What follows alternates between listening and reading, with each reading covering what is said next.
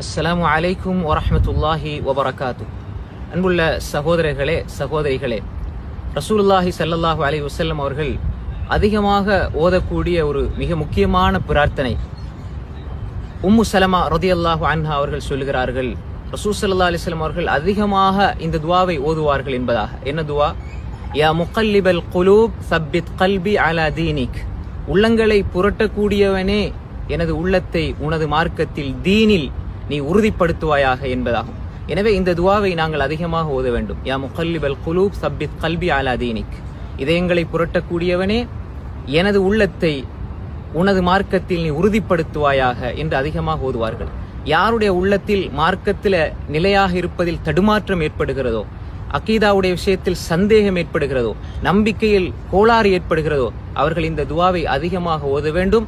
அல்லாஹு தஆலா இந்த மார்க்கத்திலே உறுதியாக எம்மை வைக்க வேண்டும் என்று சொன்னால் இந்த துஆவை நாங்கள் அதிகமாக ஓதிக்கொண்டே இருக்க வேண்டும். அப்படி ஓதுகின்ற பொழுது அல்லாஹ் எம்முடைய உள்ளங்களை அவனது மார்க்கத்தில் நிலையாக உறுதிப்படுத்தி விடுவான். அப்படிப்பட்ட உள்ளங்களாக எமது உள்ளங்களை அல்லாஹ் ஆக்கியருள்வானாக. வஸ்ஸலாமு அலைக்கும் வரஹ்மத்துல்லாஹி வபரகாத்துஹு.